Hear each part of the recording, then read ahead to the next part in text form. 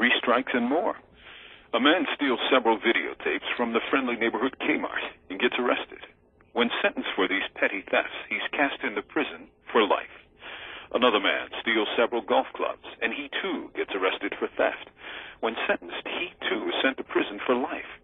Both men committed their thievery in California at a time when the infamous 3 strikes law was in effect, and as both men had at least 2 prior felonies, both fell victim to the statute.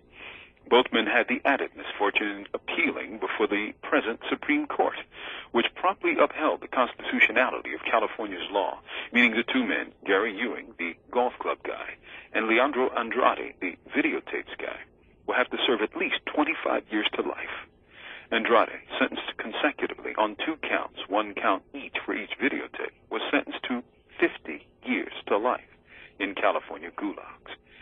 In a 5-4 decisions in Ewing versus California and Lockyer versus Andrade, the nation's highest tribunal let stand these extremely punitive sanctions, saying essentially it would not second-guess the legislature. Justice Stephen Breyer, writing for the minority in Ewing, argued that Ewing, his recidivism notwithstanding, had made a strong claim that the sentence was, quote, disproportionate, unquote, given the relatively minor charges, the theft of 3 golf clubs. In Andrade, it was Justice David Souter who opined that the California court's decision was, quote, irrational, unquote, saying, quote, Andrade did not somehow become twice as dangerous to society when he stole the second handful of videotapes, unquote. Both cases reveal the power in the nation's courts of that old idea of states' rights. In short, almost anything goes. What makes it even more alarming is what is happening in California today. At the time, Messrs. Ewing and Andrade have to look at quarter-century and half-century prison beds. In San Francisco, leading members and executives of the city's police department have been indicted by grand juries for their role in the police cover-up of a brutal attack on civilians. What is the connection, one wonders? Simple. At the base of the Frisco cop scandal is the charge that 3 off-duty cops assaulted 2 men after they refused to give the 3 a bag of steak fajitas. Moments after the fight began, one of the men, Adam Snyder, flicked open his cell phone and dialed 911, telling the dispatcher, I need some cops fast. He tells the dispatcher that he just got off work, Snyder's a bartender, and they just started fighting us over nothing. Snyder's cell phone call proves that he hadn't the slightest idea that the 3 men who attacked him and his friend, Jade Santoro, were cops. They also couldn't have known that the 3 men, Matthew Tonsing, David Lee, and Alex Fagan, Jr., had recently left a celebration of the appointment of one of the men's fathers, Alex Fagan, Sr., to assistant chief of the police department. After celebrating at a banquet for Fagan, Sr., the 3 hit a bar on Union Street for liquid refreshments. An argument could be made that the 3, probably inebriated after a night of celebrating, lost their cool when, under the haze of alcohol, the arresting aroma of steak fajitas hit them, and they simply had to have them. Then comes Alex Fagan, Jr.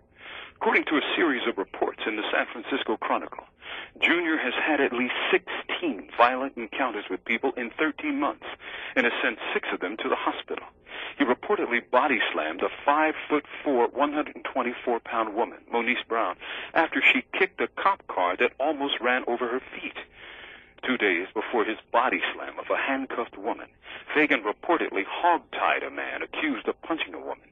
The hog-tie method has caused deaths in some cases from suffocation. The man was hospitalized for respiratory problems. Another man suspected of stealing a car was kicked in the head by Fagan. Yet another was beaten so badly that several ribs were broken, and his lung was punctured by the 22-year-old cop.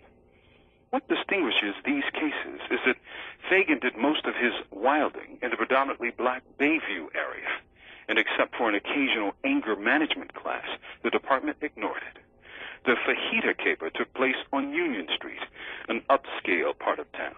Oh yeah, and the Union Street people were white. What's the connection, you wonder? Well, consider this. One man beats and hurts people repeatedly, sending half a dozen to the hospital. Another guy steals 3 golf clubs. Another guy steals several videotapes. All 3 may be called repeat offenders. But who goes to jail? For life. It may be shown, on the other hand, that Fagan, as a cop, works for the system. and because of the rank and power of his father, who is among the indictees, may never be sanctioned for the legalized violence of which he is a part. Indeed, after the current scandal plays itself out, neither he nor any of the other 9 cops involved may ever see the inside of a prison cell. One may, in fact, rise to the highest levels of the department, putting others in jail for their breaches of the law and paid well by the citizens of the city, while 2 others languish in a man-made brick and steel hell for the rest of their days because the nation's highest court dare not second-guess the legislature. That is the face of the law today, as America enters a new century, remarkably similar to that of the old. From death row, this is Mumia Abu Jamal. These commentaries are produced by Noel Hanrahan for Prison Radio.